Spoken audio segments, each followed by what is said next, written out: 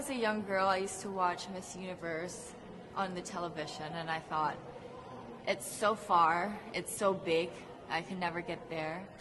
But to actually be here right now, knowing that in just a couple of days I'll be on that stage, whew, I'm just so incredibly happy, and to be representing for my home country, Thailand. I'm in awe, I'm in shock, and it's the best feeling in the world. I'm so blessed to be here. And I cannot wait to be on that stage and really perform and make my country proud. Well, first of all, congratulations. How does it feel to be here? Thank you. It feels amazing. I cannot believe that I'm here. You know, with the COVID situation, I'm so glad that we're all here and that there's so many girls that are able to be a part of this competition. And what it makes me realize is that the world isn't that big. When you see all the girls in the auditorium together from different countries, and everyone is so nice and so lovely, they're so warm, and I can't wait to get to know everyone. And also it's so unique to see that everyone was born into such different cultures, different languages, but we're all here together to tell our stories. And tell me about your journey, your road to getting here, you know. Just I know you obviously was Thailand, but the physical journey to get here, did you just hop on a plane and get here, and was that easy or no? Oh my goodness. Well, Thailand is very far away. That's one thing. And I really had to, it wasn't a struggle to get the visa, but it was a long process. And when I got the visa, I was very excited. But the journey here, the physical journey, if you can believe it, it was more than 30 hours, all the way from Thailand, yes. So I had to make a stop at Istanbul, and the layover was 8 hours there. Oh my goodness, but it was so amazing. I'm so blessed that some of my teams were able to come with me as well, my national directors, so they were there to keep me company, making sure that I'm okay, and, you know, giving all the support. And in a world of COVID where you can't have family and friends, you know, come with you potentially, Yes. How important is that support here on the ground? How important is it to know that, you know, people at home are behind you? Oh my, it's absolutely everything. Knowing that you've got that support, it is the motivation that keeps me going every day. Every time I see a message online and they're saying that they're supporting Thailand, and you know, it's so nice to see the nation coming together to support their candidate, to support their representative, and it's just how a country thrives. Because we cannot thrive alone, we have to move forward together. Yeah. So I believe, though, that there are some super fans that did make it here. Can you tell me about those super fans that are just out there? Oh, they are so amazing. Every time I come down, they would be screaming, Thailand, Thailand, Thailand. We came down here at 7:30 in the morning and they're already there. I think they're camping out there.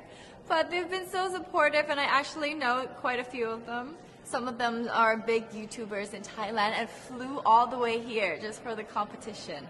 But you know, pageantry is so big in my home country, and it's almost like a national sport. So the whole country gets behind it. They're very supportive, you know, and they're just right behind you. And I just want to say thank you to them for being here. I know that not a lot of people were able to be here, but I want to say thank you, because every time I walk down and I hear Thailand, it makes me smile. It puts a smile on my face, and it makes me want to make my day better. I want to go better, and I want to go in with 100% to do whatever it takes. Wonderful. One last question, a couple of last questions. How has it been on the ground? How has, you know, the week sort of been unfolding? What is your day-to-day like? Give your fans at home and give our viewers a sense of what it's like. What is it like here? It is incredible. It's an incredible journey to have been able to meet all of the girls, because you know, when you know of each other online and you've been messaging, you're on WhatsApp, there's a WhatsApp group, you've been talking, but then to actually come here and meet them in reality, it's just a whole different feeling. And it's just so nice to get to know them better. and to know their stories, because each of them are so inspiring and they're so empowering, and they have different stories that make them the woman that they are today. And I think it's just unique to get to know them. In some countries, sport is like the national pastime. That's But in true. the Philippines, some might say that pageantry is the pastime. That's true. You know what? In the Philippines, we have pageants all over the places. Yes, we have pageants in the barangay, in school, national, local. That's why we really love Miss Universe. It's like it's giving pride and putting the Philippines back on the pedestal. That's why there's an added pressure as a candidate coming from a pageant-loving country. But it's a good pressure. I always look up to our former Miss Universe Philippines. They really did well in the competition. And now this is my time to show who I am, to offer what Rabiya can show to the rest of the universe. So I'm very happy. And at the same time, I'm excited to make all my kababayans proud. And hopefully I do. Why do you think it is that the Philippines love pageants? They have appreciation for beauty.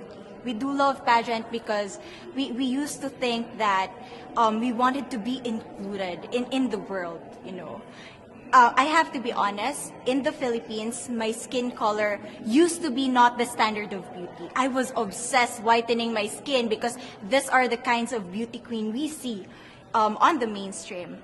But things were different now. That's why I'm very proud to be a morena. In the Philippines, we call it morena. It's brown skin girl.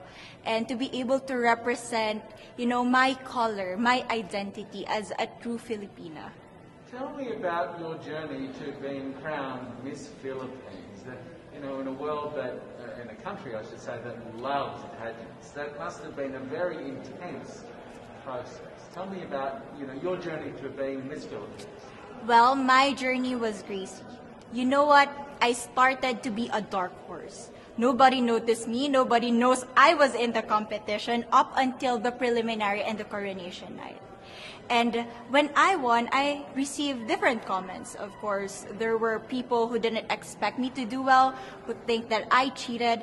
That's why I need to redeem myself in Miss Universe. I really need to do well in this competition. And the thing is, I love pressure.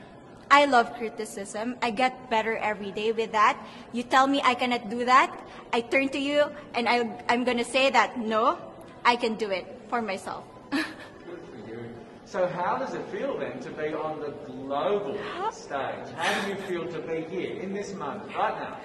It's crazy, but I'm overwhelmed with the support, not just from the Filipino community, but also from Thailand, Latin countries who do appreciate me as a candidate, as a person. It motivates me that I am beautiful. I can offer so much in this world. And when somebody believes in you, it gives you that extra energy to really do well and perform well. Do you have a sense with the girls, all of the girls competing, you're competing, but is there a sense of camaraderie with all of the girls? Is there a real spirit to, sort of motivate each other to do better?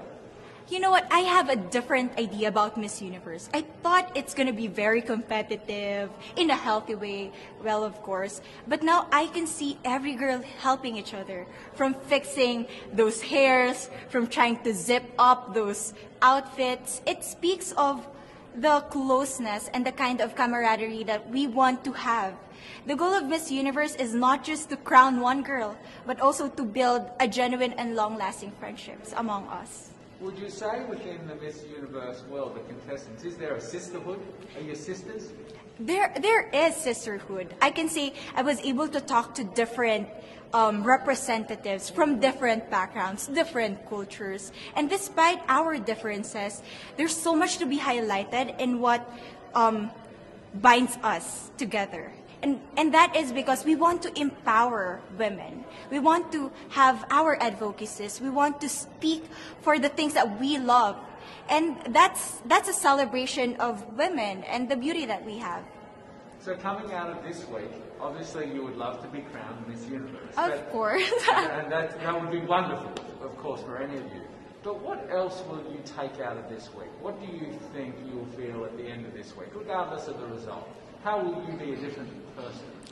It's the growth and the development that I was able to have during preparing for this journey. I will be honest, there was a moment that I lost my identity because I was put under pressure. I was in that position in which I feel like I'm not good enough. I'm not a good representative of my country, but I was able to bounce back stronger. And if I was able to do that for Miss Universe, I will be able to do that in life. That is my greatest takeaway from Miss Universe. Okay, so the Philippines have a huge amount of fans. Yes. I want you to give us a little bit of a message to the fans here and at home. But send a message. What would you say to all the fans in the Philippines? To all my fans from the Philippines and from all over the world, maraming salamat po. Thank you so much for loving me and for believing in me. It means a lot to somebody who is so naive in this industry, who has no idea how to become a beauty queen on the first day of my journey. But because of your love and support, I was able to be the woman that I am today. And regardless of the result, I may or I may not win the crown, but one thing is for sure, I'm gonna make you all proud.